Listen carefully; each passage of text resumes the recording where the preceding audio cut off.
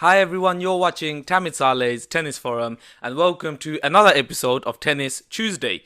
Now, before I begin, I would just like to welcome all the new tennis fans on this channel. Last week I released 3 videos following Novak Djokovic's victory, and since then 250 additional subscribers have joined my channel in just 1 week alone. That is huge. So yeah, there's a lot of you guys there that probably haven't seen some of my previous work. So I just like to welcome you to the channel. As you know, last week I set a target of 100 thumbs up for my video. It got over 600 thumbs up. That was incredible, and that really helped YouTube promote the video, and then new tennis fans got to see and then join this tennis channel. So yeah, 600 thumbs up on my previous one. Amazing stuff. Thank you very much. It's my most liked video actually, but you will keep it at 100 thumbs up target for all videos going forward now. Today I wanted to talk about a very interesting and maybe a little controversial topic, which is why does everyone seem to hate Novak Djokovic? Of course, it's not everyone, and hate is maybe a little bit of a strong word, but it does sometimes feel that way, especially in recent Grand Slam finals, most notably the Wimbledon final against Roger Federer last year, and probably more surprisingly against Dominic Thiem in the Australian Open this year, where, you know, Djokovic, he's the king of the court. I mean, look, Roger is the king of Wimbledon, Rafa is the king of Roland Garros, and Djokovic is the undeniable king of the Australian Open. However, you would never see Roger or Rafa get that treatment in any slam, especially their most dominant one. But Djokovic, who's the most, accomplished player at the Australian Open in history, against Dominic Thiem, never won a Grand Slam, first Australian Open final, not even from Australia, and he was getting the majority of the crowd, which is a bit surprising. And yeah, I have a few articles that maybe show why this is the case, and I really like to open the floor with you guys as well. One thing before we begin the video, well, we've kind of already begun really, but I just want to stress the importance that we keep things very respectful, please. We all have, our favorite players, but it's by no means an excuse to start being disrespectful towards another member of the big three. I think they're all at an age now where we really just need to appreciate what they've done and are still doing at their age. I mean, it's very easy to label Roger Federer as old. He is 38. However, Djokovic and Nadal now, both respectively 33 and 32 years old, they're old as well. In tennis history tells us is after the age of 30, players slow down, but these guys are still maintaining their dominance on the tennis field. So let's just keep that respect. But I'd just like to look at a few things why Novak may be hated, if it's fair or unfair, whether or not he should be receiving this kind of treatment, being the great champion that he is. And yeah, I'll leave it to you guys as well. So without further ado, let's roll the intro.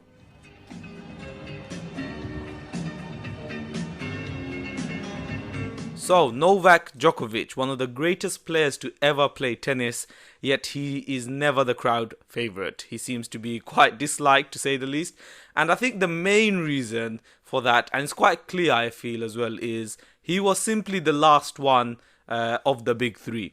Roger Federer, he started his era of dominance back in, 2004? He won his first slam in 2003.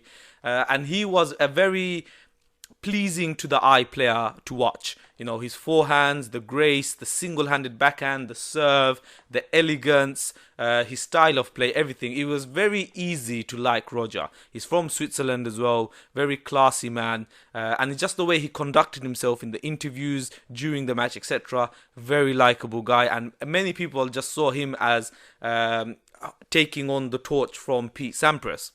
Then came Rafa Nadal, who's the more aggressive, or when he's on the court with his come-ons and fist bumps, he's really focused in, zoned in on the match. He's a double-handed backhander compared to Roger's single-handed. He's a lefty. He's focused more on the spin and all that type of play, and at the same time remains classy off the court and whilst on it as well. So by around 2005-2006, a young Rafa who had stormed into the scene, winning back-to-back French Opens, he had then gained quite a bit of a following. And for a few years after that, it was really the Roger and Rafa show. Only two players. So you either liked one or the other. like with most sports, the most dominant players, with Messi, Ronaldo, with NBA, LeBron James, etc., the most dominant players have the most fans. And so having Roger and Rafa, you had the option of liking one or the other. Therefore, for me personally, I'd say 90 to 80% of the tennis community already had their favorites in one or the other, and they're both very likable, respectable characters as well. I'm by no means saying that they should be disliked, but yeah, they deserve everything they get. So then a few years later, Djokovic came. I wouldn't say his dominance began in 2008, more so in 2011. And by then, Roger and Rafa were chasing history miles ahead of everyone. And then Novak Djokovic came on and he started winning against them more regularly. Before then, players could or fans could appreciate Novak Djokovic, but it was mainly because he'd put up a good fight, but then ultimately ended up losing to Roger or Rafa.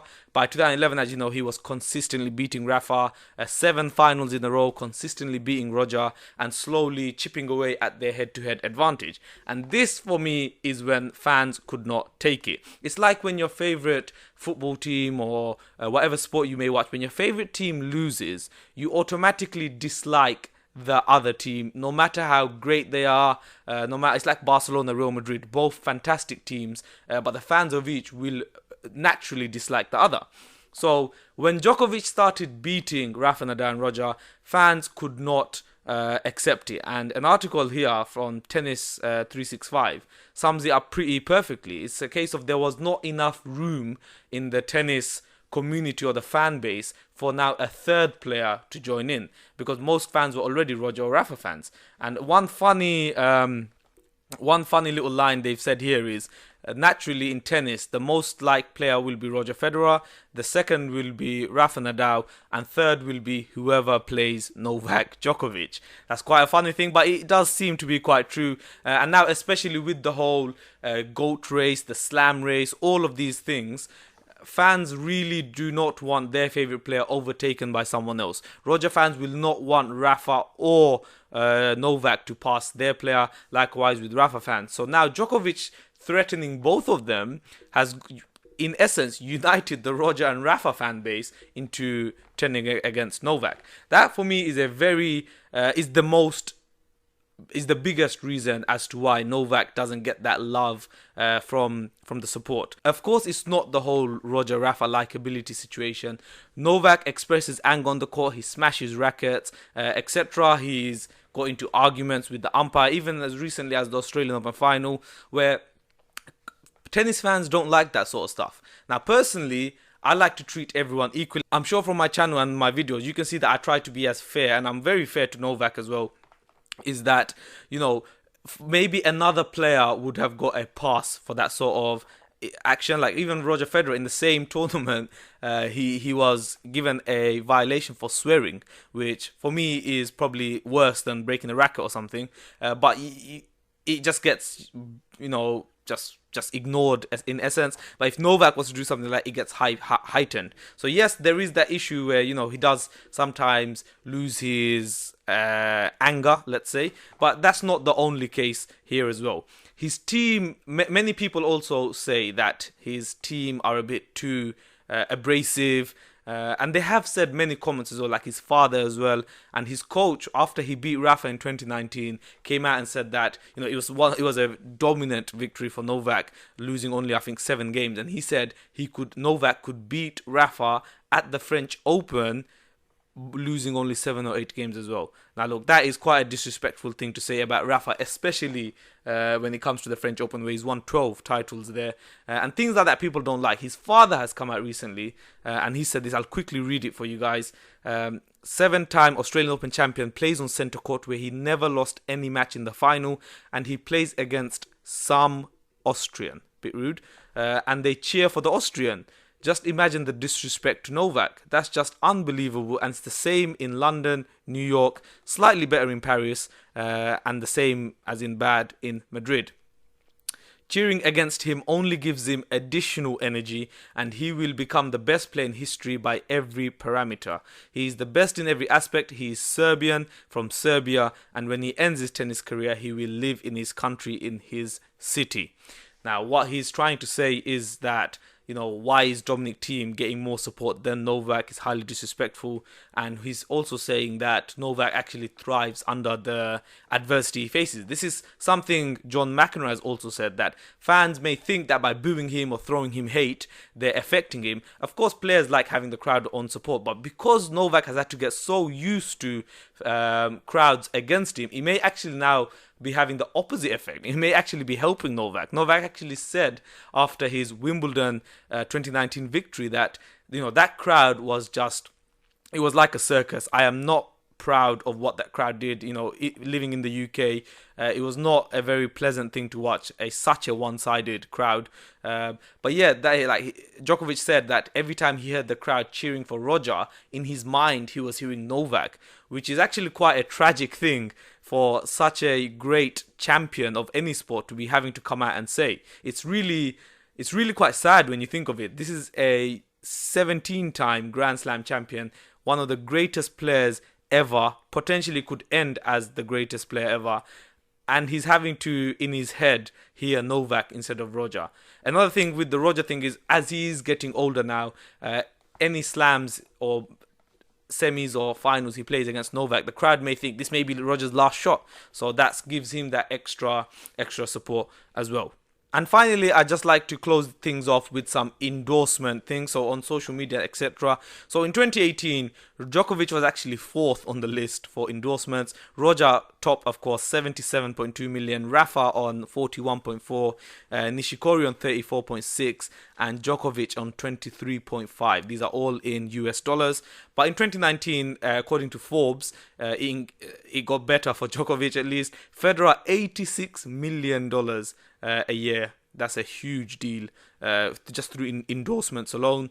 Djokovic, second is actually Nishikori on 33 million. Of course, he's a Japanese player with Uniqlo as his sponsor. Then third was Djokovic on 30 million. He got a very lavish contract with Lacoste. And then fourth was Rafa Nadal on $26 million. So things have got better in terms of endorsement for Novak Djokovic. However, on social media, Roger Federer still gets 4 times the amount of mentions Novak does, and Rafa still gets 3 times the amount of mentions Novak does. So the gap is closing slightly. However, it does just seem like Novak will just have to put up with the fact that he's never going to be as liked as Roger and Rafa. And that's one thing I think Novak needs to stop worrying about as well. Kyrgios has come out and said it, other people have said it as well, where Novak has this, it seems like a need to be as loved as Roger or as loved as the other big two, and doesn't want to feel like a third wheel. And I think he just needs to drop that, because many people, once they see that, they just dislike you even more.